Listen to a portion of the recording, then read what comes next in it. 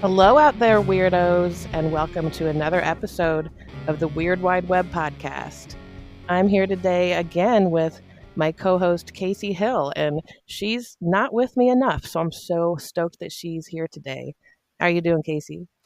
I'm doing pretty good. Pretty good. Looking at some winter weather coming our way. It's supposed to be in the 30s of the night this week. Yeah, and it's like, so we get to skip right past the best season that we've been waiting for. I've been waiting for fall weather, and Missouri has been steady, like 80 degrees, as humid as a crock pot. Now we're going to go straight into winter.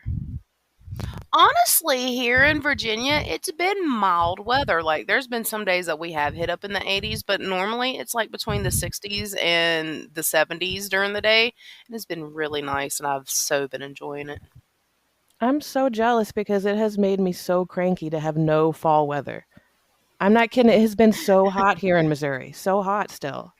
Which is weird because isn't like autumn weather like right on time in the Midwest?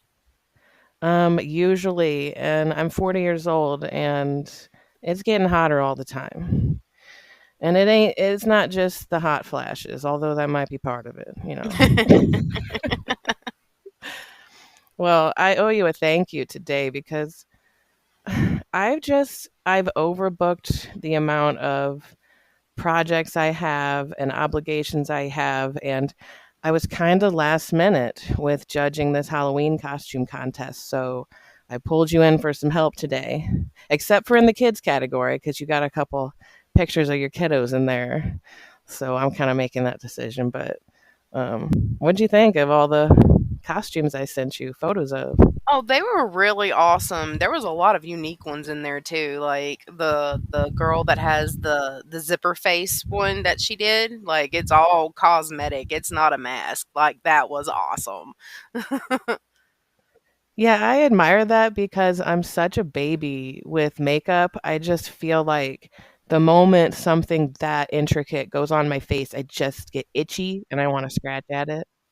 Oh, I totally agree. I totally agree. Either that or like it gets dry and flaky and it flakes off your face or something like that and it's like my costume is ruined.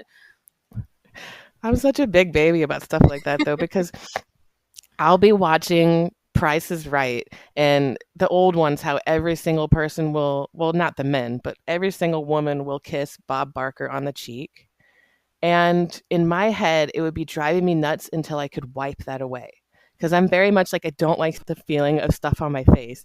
And, Bob, you never will see him wipe off a kiss. But, sometimes it's got to leave a little spit or something. He's got to be itching to wipe that. I'm just saying.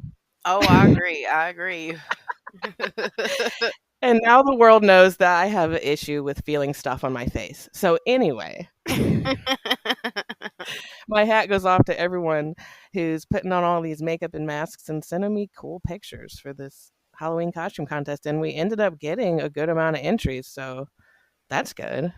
Yeah, I went through all the ones that you sent me. Like a lot of them were badass. It's like I'm glad that adults still have the love to dress up for Halloween. Like, I mean, most adults now, it's like the slutty Halloween type thing.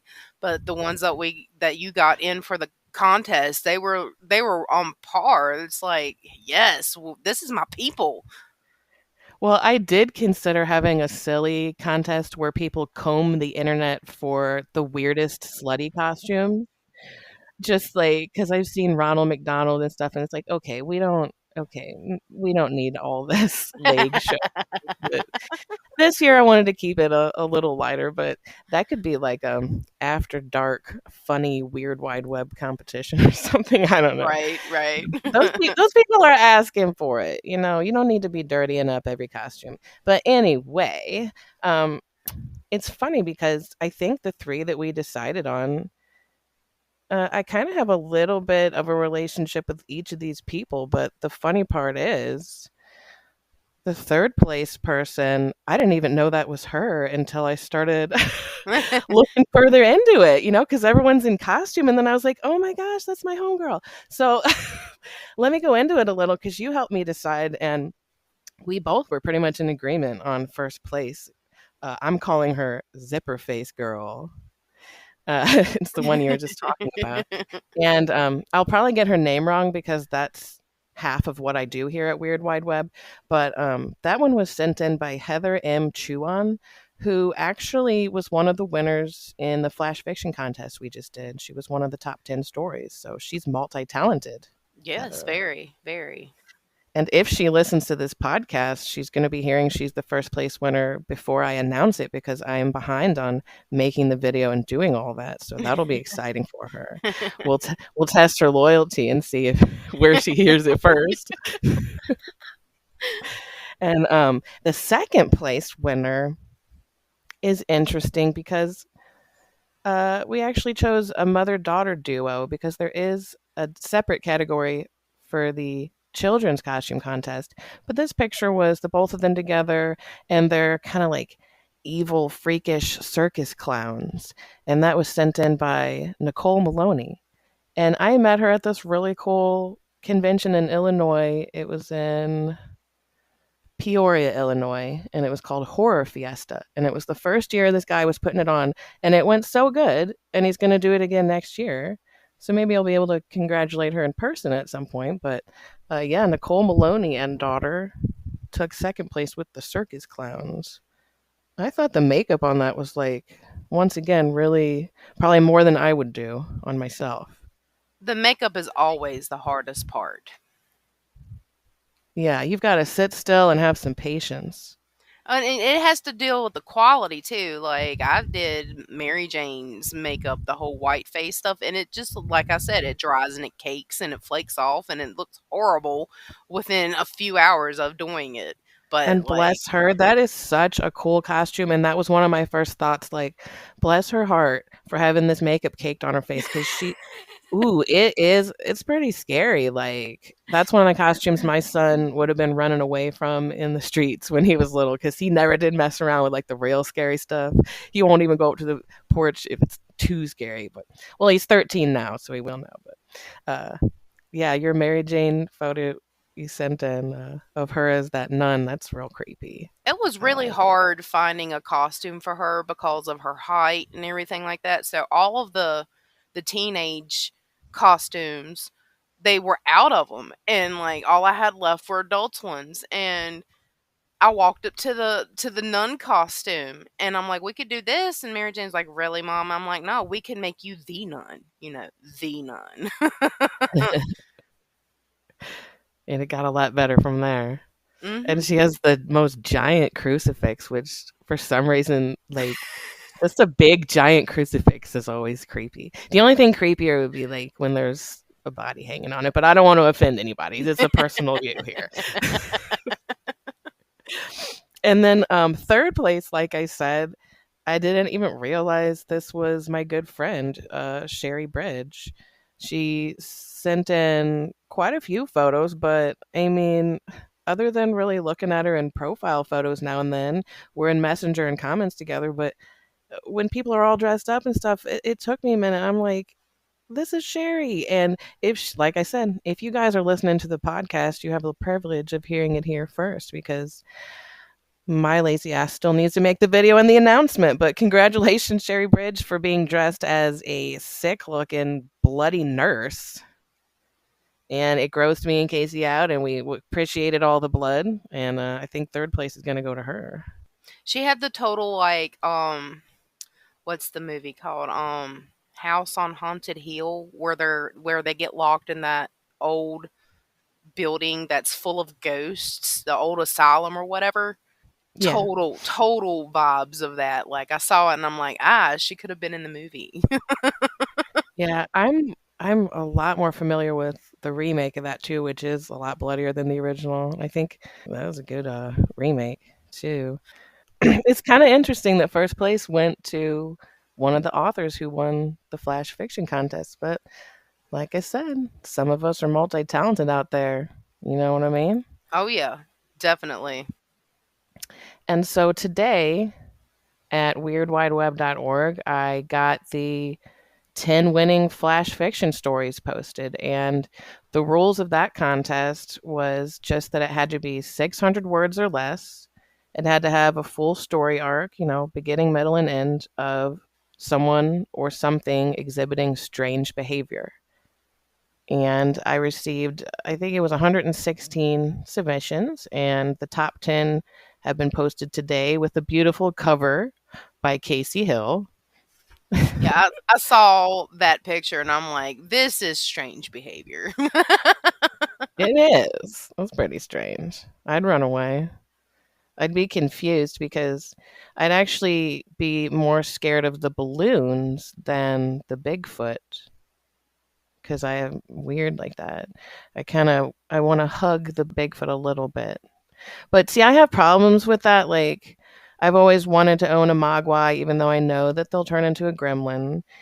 And then today, Kasey Hill here sends me a story where there's, well, I don't know how much I can say because you're subbing it around, but suffice it to say, there's a creature in this story you should not want to own as a pet. But you really sold me on the cuteness of it, and I kind of wanted one by the end of it, even though it consumes humans pretty quickly and easily. But Yeah, I had gotten that idea like back in March, I think, and it was going to initially be my sub for the Nature Triumphs anthology, and I just didn't get around to it, so they ended up with Deadly Toke. And but I just had it on my brain. It was during the time that I was doing my own sourdough starter and everything like that, and I'm like, you know what? I can make this a horror story. okay, so I can say then that it's evil sourdough bread. It's a lump of dough. It's a lump of dough, and I love it. It was better than Attack of the Killer Tomatoes. I've never been really that into that movie, and I know a lot of people hate me for that, but like, really? Can you really hate me for not being on board with Attack of the Killer Tomatoes? No, no, it's as bad as Sharknado. Time to slaughter more names. I'm going to try to read off the 10 winners of the Flash Fiction Contest. We had the story Red by Heather M. Chuan, who also just won first place in the Halloween costume contest. And then we'll go back to the costume contest. We got to discuss the kids category. I just remembered, and then It's a Boy by Ian A. Bain. Open If You Have No Soul by Catherine Barrett. Graduation by C. Charles Knight. Unreasoned Season by Mia Dahlia. Green by Kat Jenkins. Seen and Not Heard by James Fritz. Various Stages of Decay by Dawn DeBrawl. The Naming Ceremony by Jennifer Weigel. Weigel. See, this is why I should check with people. And My Best Friend by Dawn Koklischer. And you should head on over to weirdwideweb.org and read those because they won for a reason. There's a good mix of stories there. Let's go back to the Halloween costume contest because it's like I need to make a decision on the children's winner, and I feel like it's going to be Annie Hill, your daughter, because I keep going back to that Pennywise costume, and it's like she has actual helium balloons, and her whole demeanor, her pose for the picture, and everything, like she's selling it. Like, she told me right out the get go when we got to Walmart, I want to be Pennywise. And I'm like, okay, chick, we can be Pennywise. We can do this. I did her makeup on it. A fantastic job on that makeup, by the way. Like, because I tried redoing it a couple weeks later for actual Halloween because we had gone to the Jellystone National Park to camp and do the Halloween that they do there, and she was doing Mhm. it for both. And I did her Halloween costume, and she's like, "Mom, I need balloons." And I'm like, "Okay, we're going to Dollar General." Yeah, I mean, it kind of sells the whole thing. So, yeah, okay. Well, then I'm going to announce on the air that Annie Hill wins the children's contest. And there was also great entries, two of them from Nicole Maloney's daughter, but she's also winning with her mom second place in the other prize category. And I think I'll just throw in some extra stuff for her into that prize package. You know what I mean? Mhm. Because we're going to do Well, Annie Hill for the children's winner. So you can tell her when she gets home from school, I guess. and since I was donating something to the children's thing, I will send Annie's copy that she would have won. I mean, but Yeah. I'll send that to her. Perfect. That's perfect. See, we have everything sorted out because, boy, there ended up being a lot of entries, but it's just kind of how the world works that I pretty much knew everyone who entered. I mean, I'm the one out there plugging the contest and promoting it. So I had some pretty cool ones from my cousin and, just all sorts of people. I think, the guy down the street, maybe. I don't know. I was out there telling everybody. So. I know there was some people that I met at a couple of those conventions that ended up sending pictures in because I was out there handing out my sticker, my weirdwideweb.org sticker with my little spider web on it, and I was telling everybody I got a Halloween costume contest going on. I've been on TikTok over and over again. Everyone's probably sick of hearing about it, but I'm happy because I'm going to have a great video. I'm hoping to get it together today with everyone's costumes and some creepy music. So that's going to be a lot of fun. And, people on the YouTube channel, they've kind of been telling me they want more to look at, more visuals instead of just watching a still photo with me blabbing at them. So this should be fun. Yeah, I'm good at blabbing, though. aren't we all? But I don't know. I might be winding down because it's been a crazy busy year. Definitely, definitely. I feel you there. And I feel like I sometimes wonder if all the projects I've been doing with Weird Wide Web and all these conventions and stuff I booked, they do take time away from my writing, but I feel like I've done a lot of growing as a person this year because just from the perspective of a human being who has struggled with severe anxiety for 40 years, I've kept every obligation I said I would do this year as far as the conventions I've attended and the writing contests that I judged. And yeah, so I'm feeling pretty good about Weird Wide Web. I think 2025 will be even stronger. Considering the amount of submissions that you get and everything for the story contest, yeah, I foresee it 2025 being a very, very busy year. And it might end up being, I'm always afraid I fear commitment. Let's put it that way, even though I'm well into a marriage, like real far into one, but uh, I fear commitment. So I don't really want to say that all these contests will be annual, but I kind of like what's going on with.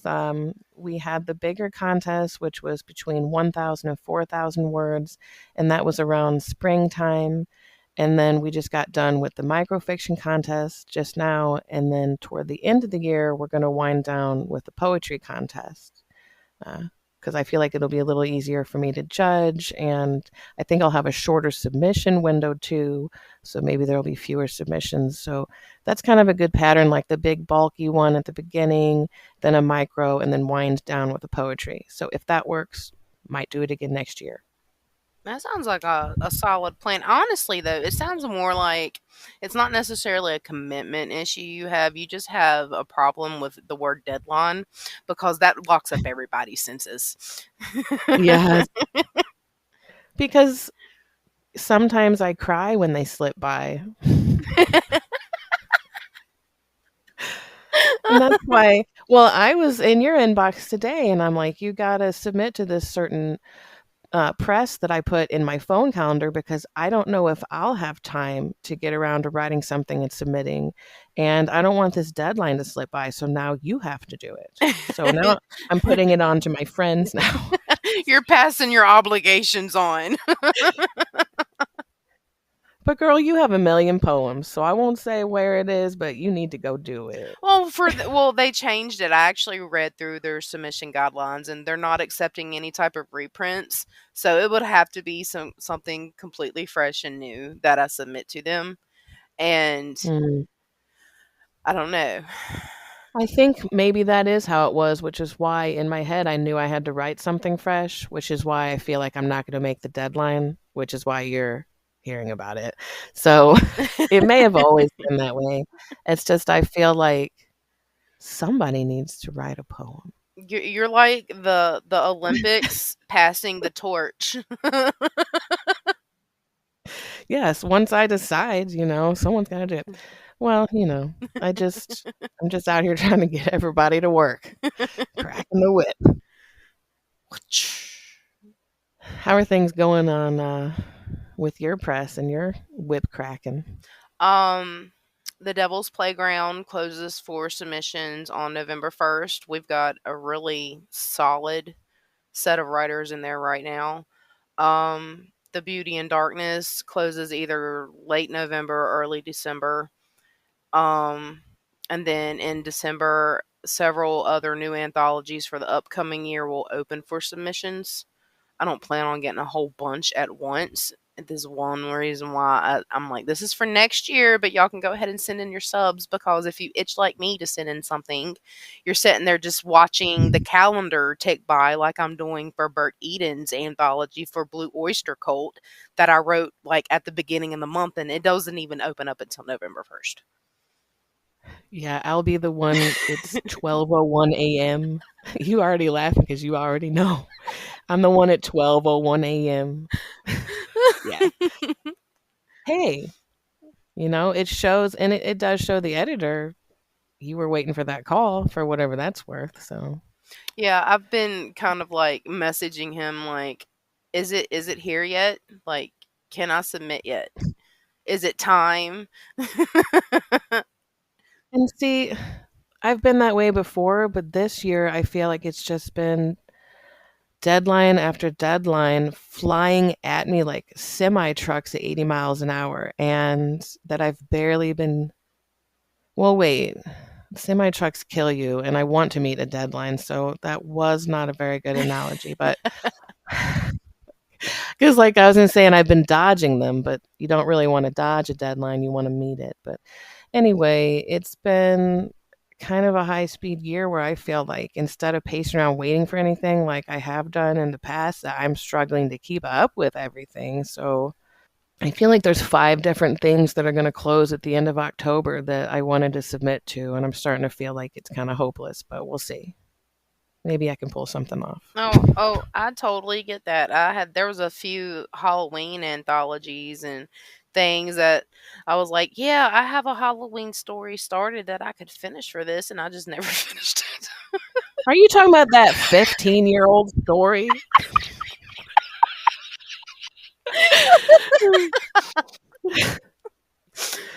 If you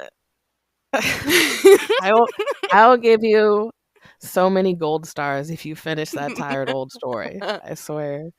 Well, what's funny is like I have several stories for the Ain't Peachy Chronicles, and like I came up with a couple ideas in the past week, and I announced them and everything, and then I want to write Sleepy Holler for it, and I opened the document finally on the third time.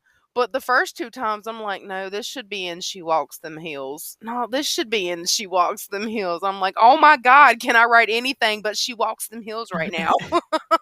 So, to break it down for the listeners, Casey will have like several books in a series or several ideas under one main idea that she's writing on, and she's talking about Aunt Peachy, which is it's a folklore that's kind of local to your area, right? Not specifically my area. I was born in West Virginia, and the holler that we lived in, this was the folk tale that our family told us. And my aunt's not even sure. She said it was quite possible that Aunt Peachy was actually a member of our family. and then that's how the stories get passed down. But Aunt Peachy, there's so many different, like, I've talked to several different people who lived in the holler, and each one have a different story for her. It's like, do none of you get together and talk about this shit? Like, seriously. I've got her run over by a train. I've got her as the headless horseman. Like, her head's on fire and she eats children. Like, which one is it? Tell me. I'm writing them all now. Hmm. Well, that's great because you could maybe have someone, well, it's your story, so I'm not gonna tell you it right, but someone getting to the bottom of the truth Oh, of Aunt yes. Peachy. Yes, I intend on doing that. And she walks them heels. Well, how do your children who are frightened as all heck of Aunt Peachy, how do they feel about the fact that she might be a distant or not even distant, just a family member in the family lineage? Actually, honestly, they do not know the story of Aunt Peachy. I was tortured with the story of Aunt Peachy as a child. I'm like, we don't even live in West Virginia. Why are you telling me this story? Oh, maybe I'm getting it mixed up with one of the other things that you've traumatized your children with. They I'm trauma kidding you. they traumatize themselves because they're like, we love horror. Oh no, mom, I saw a ghost outside and she was scary. And I'm like, stop watching the movies if it like honestly. So they don't know about Aunt Peachy? No, I have not told them about Aunt Peachy because knowing my Hmm. children, they would like think her into existence. It kind of feels like I am because, like, after I started writing on the Aunt Peachy story, is when Annie's like, I saw this lady with a white face and black eyes and a black dress and black hair, and she had blood on her hands outside. And I'm like, Yeah, I thought when you told me that she's talking about Aunt Peachy. So you guys are just over there seeing a whole different ghost. We're discussing one ghost while your kid is seeing another ghost. it's like I'm My I'm I'm writing her into existence here is what it is. Like that's one reason why I've never said Bloody Mary in the mirror. I'm afraid that if I do it, I would actually conjure a spirit. man. And then don't let your kids like read any Latin. Don't let them study any Latin. Your family seems highly likely to open up some sort of rift between, like, yeah, we don't need any of that. Oh no, girl. Like a few months back, Mary Jane was sitting in here in the room. This is when we were actually being haunted by a ghost because some stuff had happened. I had gotten gifts from a friend and the one of the pieces was from her dead friend, and that dead friend started haunting me. I had to give it back. And Mary Jane sitting in here on my bed, and all of a sudden she just spits out some damn Latin. This kid don't know Latin. She don't even know Spanish. And she just Holy cow. rambles off some damn Latin. And I'm talking to my Wiccan friend, and I'm like, she just said this shit to me.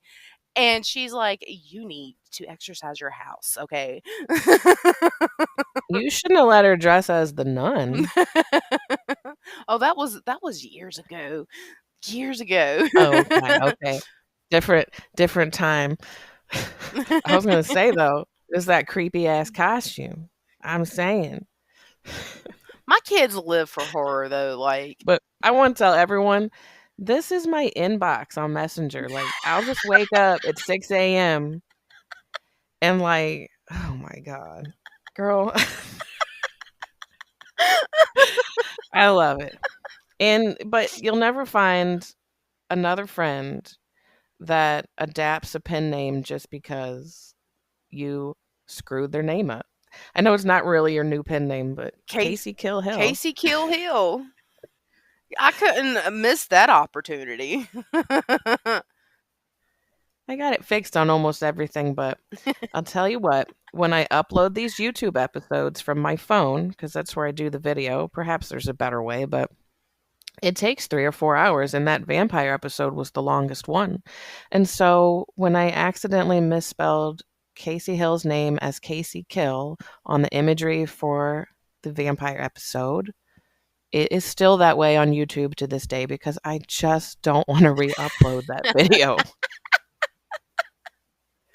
My Oh, phone gets hot to the touch, so uh-uh. that's a hard processing phone. It goes hardcore. Speaking of horror stories, my phone is already doing that thing where it doesn't want to register like any charger that you put into it, and then it'll start to register it, but if you move the phone just a hair of an inch, it unregisters. You ever had that problem? Girl, you lie. My phone is doing the same exact thing, like, literally, like, just a couple days ago, I think it was Friday. My phone just automatically just stopped accepting the cord to charge it. I had to go buy a new charging box, like, there's nothing wrong with it either, it works for my husband. I had to go buy a new charging box, and I have another Samsung cord here, and I can use the new charging box to charge my phone, but the old charging box will not charge my phone. That happened to me on the exact same day, so now I'm certain of the fact that Isn't that there's the something not right about you and your whole aura. isn't that the same day Annie saw the ghost? And now we have, phones that have a twin curse. They share the same curse because we talk to each other on them too much. I sent it through the charging cable is what happened. Oh, yeah. You know, I've thought about that, like well, I guess we all have. Horror writers have thought about every damn story idea, so but yeah, I mean, I thought about, like, a curse traveling through the electric cables and yeah, I know, it's been done, it's been done. It's all been done, though, you just gotta do it extra special, you know what I mean? Oh, yes. I actually have a new idea I'm working on that I haven't seen anyone else do, and it since, all the Ain't Peachy stories take place in the Appalachians, I've been doing all this research in the Appalachians because I know they're one of the oldest mountain trails, and they're part of the same mountains that are in Ireland and Scotland, where they have all the same folklore that we have over here. And I'm like, you know what? I bet it's the quartz and the quartzite stones that supercharge the air and open gateways and portals and nexuses and vortexes and everything like that. And that's why they're there all the time instead of just at Samhain, because that's when the veil is the thinnest in spirits. But they're always there, like always. So I'm like, I And bet. that's one of the greatest settings for any kind of I don't know, just the whole thickness of the woods of that area is something I wouldn't wanna mess with all on its own. Oh, You know what I mean? You gotta totally. know how to handle that land to be there. So, I'll read it. Did you write it yet? What are we talking about? I'm currently that's where I finally got my start for the Sleepy Holler. Oh, alright, alright, right. You're writing too much stuff. I do. Like I'm like ADHD when it comes to stories. And I'm like, I got an idea. And my husband is like, what happened to the last idea you had? And, I have grown this year because I have been working on my novel.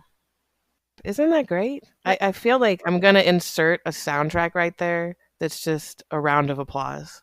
Yes. Like, no, for real, I'm putting it right here. Here we go.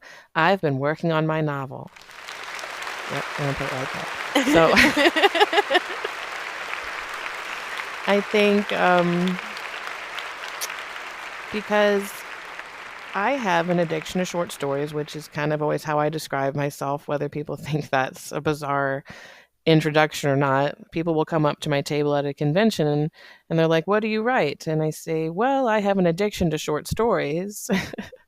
But the more I write them, they're just getting longer and longer all the time. And I feel like I finally am in a place where I'm going to go forward with something longer. So maybe you and the Weird Wide Web have helped me get to this point. So I thank you all. And I'm going to insert another round of applause there. I swear on everything. Well, I wouldn't necessarily say that I was an influence for it because, like, since January, I've had this book that I worked on all the way up to like 40,000 words, and I didn't kill my characters. I blew them up so they could become something grander because they had to in order to become gods. They exploded, and then their particles come back together. And I think my characters are mad at me for blowing them up because ever since then it's been static. They've been ignoring me. They're brats. So I've been writing short stories. Like they say, don't ever let it go stale. Just keep on writing to get through your writer's block. And apparently, they just don't care that I'm still writing because they're like, we're not talking to you. We're still mad at you. Well, and I need to go back to this because you said that on one other episode, and when I was listening back, it was bugging me because I didn't ask how how are you still writing? How do you still need to write more about the characters that you blew up? You Because blew them up and now they don't have physical they bodies? do. They reanimated. Okay, so they're angels. They start off as angels, and they're supposed to become the new gods of the New World Order underneath them. And they're supposed to defeat the old god. It's like a battle for the apocalypse and everything. So they take the potion to strip their enchantments away from when they were created. And this potion, when all of them finally take it, their energy explodes out of their body and they're just like floating energy like it was in the beginning, like how it's described in Gnosticism and everything like that. They're just floating energy. And then once they see everything from the beginning all the way up until now, they come back in their bodies remade.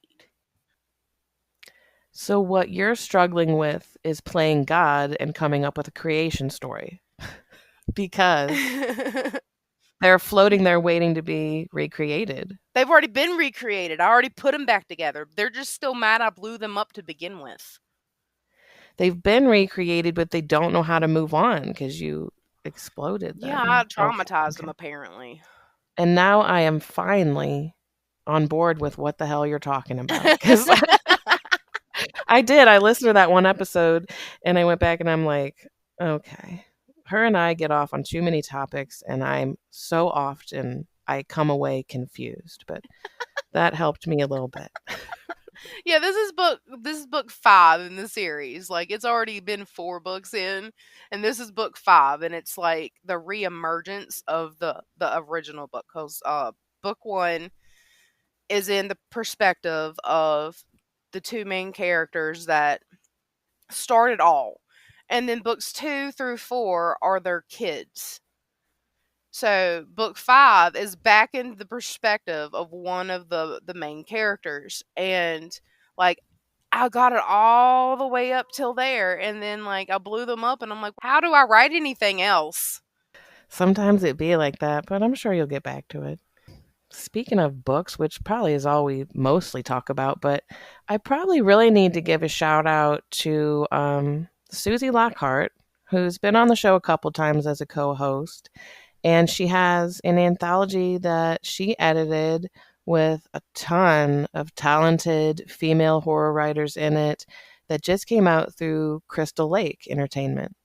And so if you're looking for an anthology with just a ton of different stories to choose from, like Susie always puts together a nice thick anthology, but this one's even thicker. So you're gonna find a lot of names and voices that you may not have encountered before, alongside other ones that you're familiar with. And so that's called Dastardly Damsels. And you can find it, just the normal outlets like Amazon, but I'm sure it's on Crystal Lake Entertainment website because it's out through Crystal Lake. And I want to just say congratulations to Susie because I know she worked really hard getting that out there. And I want to give her a little credit here on the Weird Wide Web.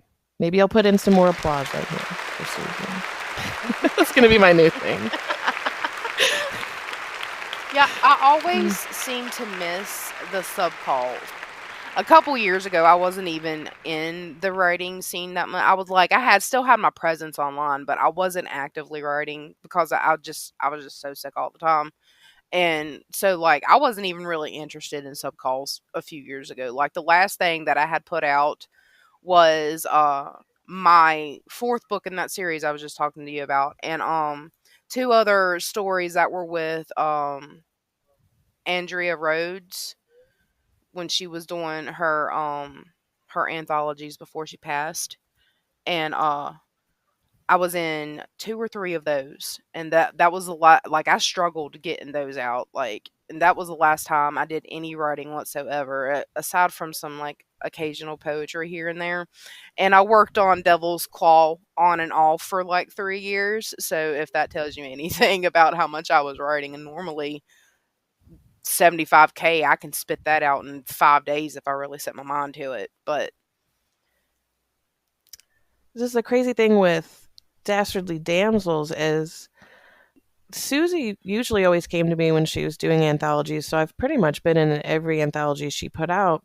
But this one had a specific theme. It needed to be a heroic female as the main focus. And so I think I was just struggling to write on theme at the time. And I never really want to bother editors after the deadline. Um, I'm really bad at, I don't know, asking for more time. So I just kind of counted myself out on this one. But I've been looking at the TOC and it's a great book. I can just tell from the lineup of who's in it. So if you're out there listening, get you some Dastardly Damsels. Just came out. Go get it. But I did just get into one that excites me. You want to hear about it? yes. I just got into Error Code, and it's going to be all horror stories about technology going wrong. It has this really sick cover with like this guy hooked up to all these wires and these lights coming out of his eyes. And Zach Cass, who I'd never heard of before, he was putting this together and put out a submission call. And I got in, and it's coming out through Rabid Otter Horror on the Amazon listing I'm on right now. Says November 26th, so you can go pre-order it if you want. It's called Error Code. You could probably type Error Code Anthology and get to it on Amazon and pre-order that as well, because you're not going to listen to my podcast and not get a list of books you're supposed to read, right? Right. You got any books you want people to read, Kasey? Go for it. I know we're a little too late to tell people that Devil's Claw was free just recently. Did that end up doing pretty good with the free promotion? Yeah, it did better than what I expected it to. It had originally I had set it up to go through the Horrorsmith Publishing Terrify Your Tablet event, and Lindsay ended up having a lot of technical difficulties. So a lot of people, she just ended up putting the list of the authors out there, and the books of horror allowed people to post their links and stuff and everything in there to get it out and everything. But Technical difficulties can really just ruin a whole like release party or just promo. And this is a different Lindsay, by the way. This ain't me. oh yeah, this is Some other Lindsay. Horrorsmith Publishing, Lindsay. Which I mean, she did a really fantastic job with the website, and she did it all by herself. So kudos to her on that. But it for what it was for like my first free time for Devil's Claw, it did exceptionally well. Is there any other books of yours that you're promoting or anything else going on? People should add to their. I'm sure they're taking notes. I'm certain that they're out there with a pen and paper taking notes of what I'm telling them to read. So, Gabler's Asylum of the Damned will drop on October 22nd. It is a short novella. It is an extended short story. It was originally a short story that I had put out with Fat Lip Press back in 2016, and then I took it down, and I've been working on it here and there throughout the years, trying to expand it into something longer because everyone was like, I'd really like to read something longer of that. But I finally got it together, and it's going up on Godless on the 22nd. and what was the name of it? Gabler's Asylum of the Damned. Yeah, I remember seeing the cover, but you are always making a book cover. So I just want to make sure I was right on that one and let everyone hear the name again. And if anyone ever needs a book cover, find Kasey Hill.